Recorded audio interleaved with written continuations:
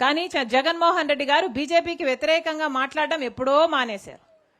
ముఖ్యమంత్రి కాకముందు వరకు మాత్రమే మీరు మాకు ఓట్లేయండి, మేము బీజేపీ కాలర్ పట్టుకునైనా సరే ప్రత్యేక హోదా తీసుకొస్తామన్న జగన్మోహన్ రెడ్డి గారు ముఖ్యమంత్రి అయినాక ఏ ఒక్క రోజు కూడా ప్రత్యేక హోదా కోసం కొట్లాడలేదు.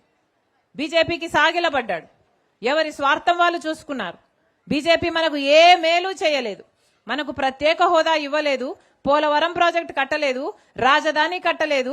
మొత్తం అందరూ కలిసి చంద్రబాబు గారైనా జగన్మోహన్ రెడ్డి గారైనా ఏ ఒక్కరైనా బీజేపీ మనకి ఇన్ని అన్యాయాలు చేసినా కూడా బీజేపీని మాత్రం పల్లెటి మాట అనే ధైర్యం చేయరు. ఎందుకంటే వాళ్ళ స్వార్థ రాజకీయాలు వాళ్ళకు అవసరం కాబట్టి. ఈరోజు బీజేపీకి వ్యతిరేకించి నిలబడిన ఏకైక పార్టీ ఒక్క కాంగ్రెస్ పార్టీ మాత్రమే. అసలు మన రాష్ట్రం ఎంత దయనీయ స్థితిలో ఉంది అంటే పక్క రాష్ట్రాలందరికీ అన్నిటికీ రాజధానీలు ఉన్నాయా? బెంగళూరు, చెన్నై, ముంబై అన్నిటికీ అన్నీ ఉన్నాయి. కానీ మనకేముంది? చేతిలో చిప్పు ఉంది. కనీసం ఒక రాజధాని కూడా లేదు. మన బిడ్డలు ఎక్కడికి వెళ్ళాలి ఉద్యోగాల కోసం? వాళ్ళ భవిష్యత్తు ఏం కావాలి? డిగ్రీలు, పీజీలు చదివిన బిడ్డలంతా రోడ్ల మీద తిరుగుతున్నారు, లేకపోతే ఆటో డ్రైవర్లుగానో గిగ్ వర్కర్లుగానో పనిచేస్తున్నారు. ఎవరు పట్టించుకుంటున్నారు? బిడ్డలకు భరోసా లేదు. పైగా చంద్రబాబు గారు అంటారు ఇప్పుడు 2 బిడ్డలు సరిపోరట, 3, 4, 5 కనాలట. ఉన్న బిడ్డలకే దిక్కులేదు, 2, 3, 4 కడాలట. అట్లా కన్నవాళ్ళకి ఈయన 25,000 రూపాయలు ఇస్తాడట. ఈయన ఇచ్చే బోర్డు 25,000 రూపాయల కోసం మీరు బిడ్డల్ని కనాలట. ఇప్పటికే ఆరోగ్యశ్రీకి చంద్రబాబు గారు 3,000 కోట్ల రూపాయలు బకాయిలు పెట్టారు.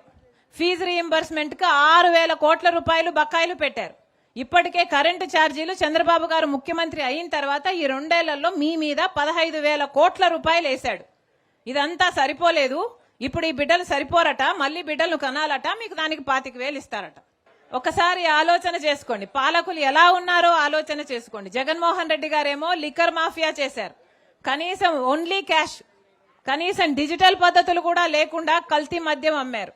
ఇలా ఎవరి పార్టీకి వాళ్ళు శాండ్ మాఫియాలు, లిక్కర్ మాఫియాలు చేసుకుంటూ పోతే మన బిడ్డల భవిష్యత్తు ఏం కావాలి? ఇంతవరకు కనీసం మనకు రాజధాని లేదు అంటే ఎంత సిగ్గుచేటు. అన్ని రాష్ట్రాలకు ఉంది, అసలు దేశంలో ఏ రాష్ట్రానికైనా రాజధాని లేకుండా ఉందా? ఒక్క ఆంధ్ర రాష్ట్రానికే లేదు. మొదటి 5 ఏళ్లేమో చంద్రబాబు గారు అది చేసేస్తా ఇది చేస్తా అని 3D సినిమాలు చూపించారు, గ్రాఫిక్స్ చూపించారు. తర్వాత జగన్మోహన్ రెడ్డి గారేమో ఒక రాజధాని సరిపోదు, మాకు 3 రాజధానులు కావాలి అని మభ్యపెట్టారు. ఆఖరికి ఇప్పుడు చూస్తే మనకి ఏదీ లేదు, దిక్కు లేదు. అలా ఉంది మన రాష్ట్ర పరిస్థితి. వీటన్నిటి మీద కొట్లాడాల్సిన అవసరం ఉంది.